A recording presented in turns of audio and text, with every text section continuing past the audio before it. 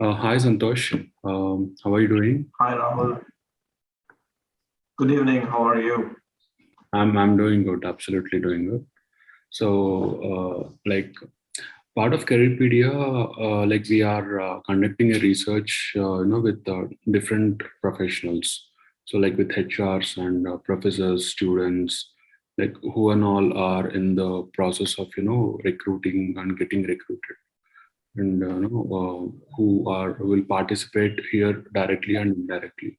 So, coming to that, before that, I would like to thank you for allocating your precious time for this conversation, and I hope your experience and your feedback or your suggestions will certainly help a lot of viewers who view this content.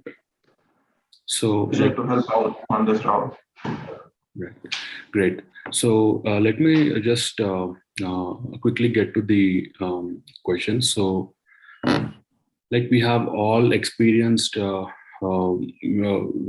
much tough time with the pandemic. Like there were two no pandemic lockdowns in India. Like we had two. So there are a lot of closings and openings of the companies, and employees had to indirectly suffer a lot.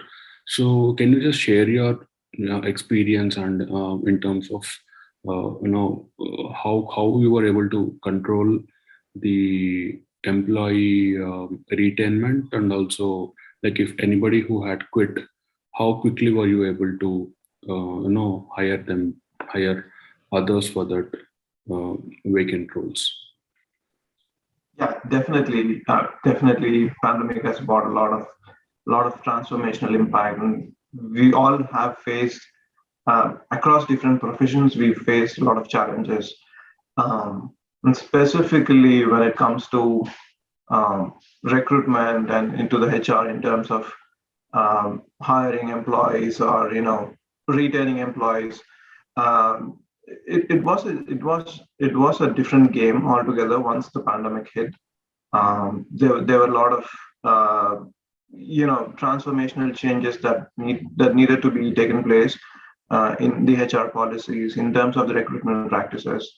Um, it's no longer the same game that we played before the pandemic. So it's all people are looking for flexibility. People are looking for um, increased pay, and again with the given market situation. um, I would say the emphasis on flexibility of work. When I mean flexibility, it can be the location of work, it can be the hours of work, it can be the way we communicate at work. Everything's changed. So as HRs, as recruiters, we will have to be cognizant to the situation, and address whatever the challenges are. What is the demand that people have in the market? Especially coming to the compensation part.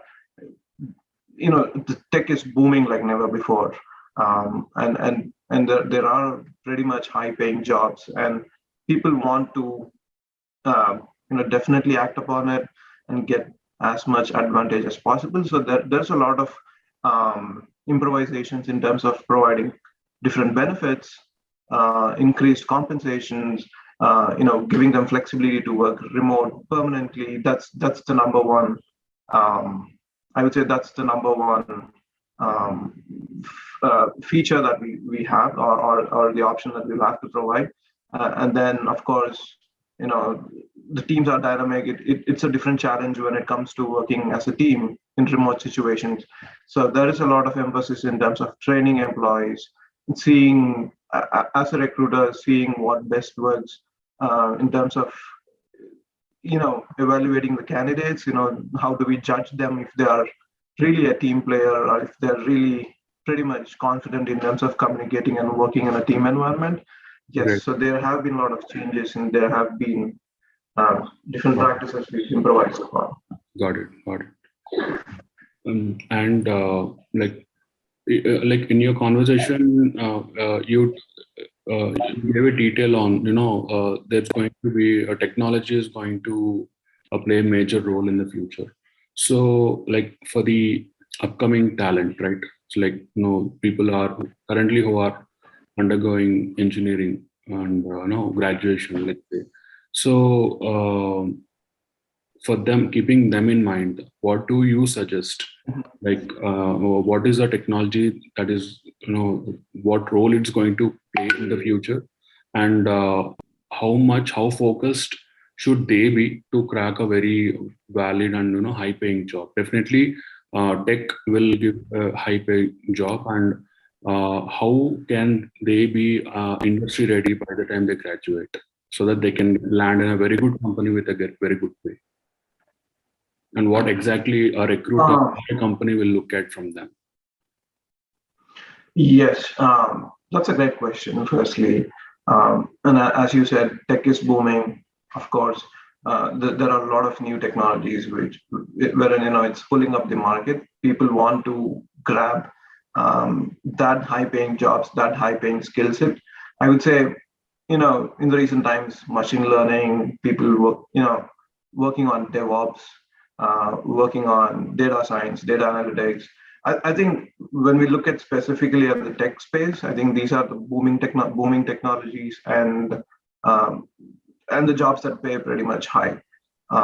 So essentially, for graduates who kind of are passing out and are looking for jobs, I think it's important for them to do the right research in terms of what is the skill. Firstly, what's the skill that they're passionate about? If they don't, if they have sort of a generic opinion on different technologies, they'll have to do research in terms of what's the best paying job or what's the best technology that they can improve on.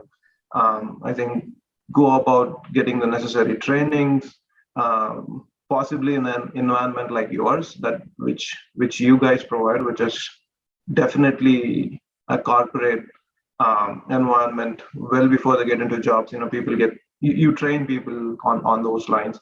I think that is very important. Understanding the skill set, and again working uh, in terms of communication.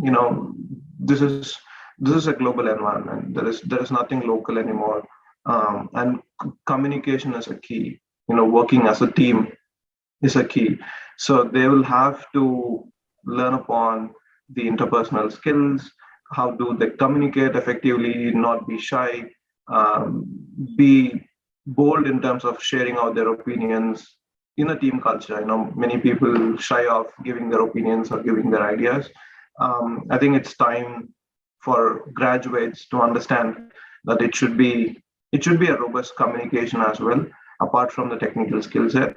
And I think that's going to be a game changer. As recruiters, when we look at candidates, especially fresh grads, we're looking at willingness to learn. We really don't want them to excel in sort of technology, in specific technology. We know they don't have the right practical exposure on technology. So we want them to have the willingness to learn, the willingness to communicate as a team. I think those two are the major aspects we look at. Right. And coming to the next question. So, a skill, like let it be, a person is very good at one technology or one tool or an software.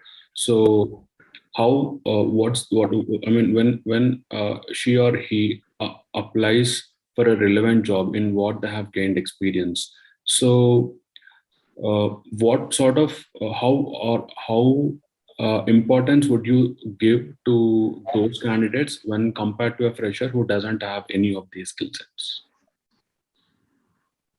Are you asking me how do you treat experienced employees versus freshers? Not precisely.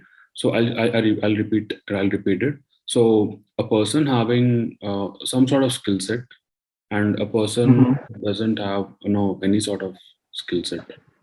So, what role does it play in terms of selection of the candidate? Whom do you prioritize? Um, yeah, see, definitely if they have the skill set that they're applying for, the job that they're applying for, if they need sort of a skill set and they have that a skill set, definitely they will be the number one priority. If they have some other technology and they're kind of looking to switch to a different job. And I think in that situation, it depends. And again, we can give equal priority to both these Yeah, sort of people who because have experience. they'll be treated as fresh again. Like when they switch their to, Yeah, yeah, I correct. completely. Yeah. So as recruiters in those situations, we look at their definitely look at their communication abilities and what is their idea of technology or what is their idea of pursuing that particular job or that particular skill set. How do they want to excel in that field? So we look for those things, see if they're willing to learn, adapt to new technologies, and go on from there. Whoever does that, whoever we see have those attributes, we go for them. Great. And so, like, coming to profile building, what sort of importance would you give for a LinkedIn profile? Like, will you really look into it when while hiring a candidate, or what sort of prominence you give for a very professional LinkedIn profile? Do they Right. need to concentrate? Do they need to Right. concentrate on it or not?